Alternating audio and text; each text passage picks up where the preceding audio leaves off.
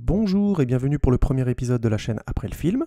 Le film qui va inaugurer cette chaîne est un super film, sobrement intitulé Super.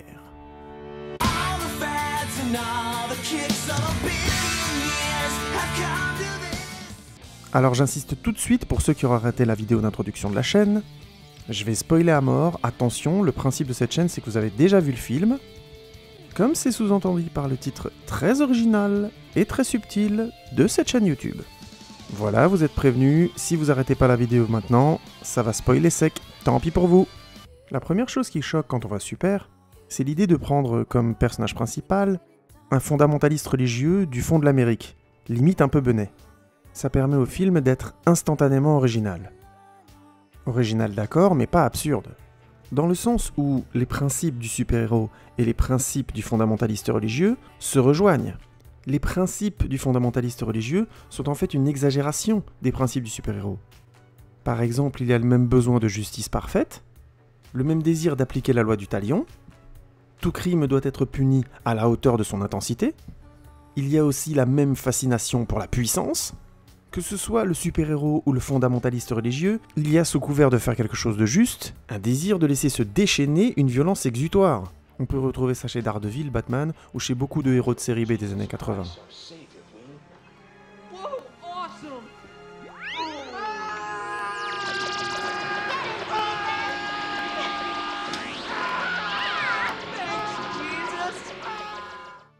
Mais le film se contente pas de ça. Il a l'intelligence de coller au point de vue du fondamentaliste religieux, c'est-à-dire au point de vue de son personnage principal. On comprend bien que Frank a de bonnes, voire de très bonnes intentions au départ. Il veut s'opposer à toute forme de crime, de violence, d'injustice.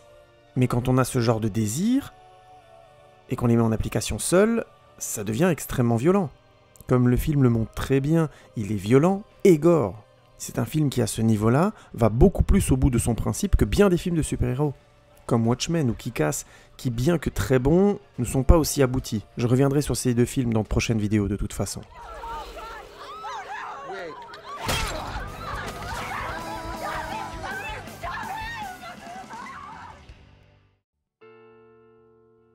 Le film aime son personnage. C'est-à-dire que l'on perçoit toute la qualité des intentions de Frank. Mais on voit aussi que ça génère énormément de mauvaises actions. Toutefois, le personnage reste beau par sa naïveté. Le film essaie de le comprendre, il ne le juge jamais. Il épouse le point de vue de son personnage, même s'il est dérangeant et immoral. Et ça, c'est juste moralement, en termes de point de vue créatif, en termes de point de vue de film. Tout simplement parce que comprendre, c'est beaucoup plus difficile que de juger. Mais ça a aussi un double effet, parce qu'en termes de récit, c'est beaucoup plus désarçonnant. Le personnage est imprévisible, donc le récit est imprévisible. Si on colle au point de vue du personnage, du coup le récit est surprenant, et on a envie de connaître la suite. Le film a un positionnement moral très très juste. Mais du coup, quid du happy end? Moi je me demande vraiment en regardant ce film, est-ce que c'est une fin heureuse? Grosso modo, sa femme le quitte, mais Frank a vécu une aventure dont le souvenir va le soutenir jusqu'à la fin de sa vie. En même temps, Bolty est morte de manière ultra violente. Et Frank a tué beaucoup de gens. Sans compter que c'est des visions qui lui ont dit de faire ce qu'il a fait. On ne sait pas s'il est complètement fou au final. Et en plus, Frank trompe sa femme à un moment. Il va à l'encontre de ses propres principes et il se revendique d'être gardien d'une certaine morale. Du coup, la fin est très ambiguë. C'est un film qui au final est beaucoup mieux qu'un divertissement à cause de ça. La question se pose à la fin. Est-ce qu'il a rendu justice ou est-ce qu'il a simplement justifié sa folie? Du coup, même si la fin est belle, douce, mélancolique et qu'elle épouse encore le point de vue du personnage, elle est pleine des aspérités, des ambiguïtés des choix moraux d'un être humain. Et cette capacité du film fait de Super un grand film. C'est un film qui pose aussi la question du désir de justice et de son application. Ce sont deux choses très difficiles à faire se rejoindre.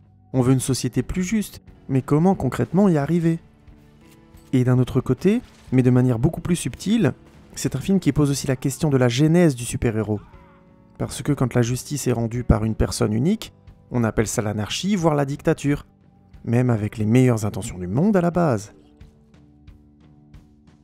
Bon, je dois modérer quand même un peu ce que je viens de dire. C'est un film très trash, très violent, et qui n'hésite pas à faire preuve de mauvais goût par moments. Donc il faut un peu passer au-dessus de cette avalanche graphique pour recevoir la justesse du fond du questionnement de ce film.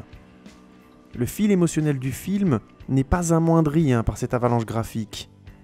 Mais pour peu qu'on soit sensible à ce type d'image, il faudra passer un peu au-dessus pour recevoir le film. Je ne crois pas d'ailleurs que ce soit une qualité du film de faire preuve de mauvais goût. C'était un peu la patte de James Gunn jusqu'à ce film-là. Mais je trouve que même si on est un peu choqué par ces images-là, ça reste un très bon film, et pour peu qu'on passe un peu au-dessus, c'est un excellent film. Merci beaucoup d'avoir regardé cette première vidéo d'après le film. N'hésitez pas à me dire ce que vous en pensez pour améliorer la formule, et je vous dis à bientôt pour une prochaine vidéo. Salut! Something float.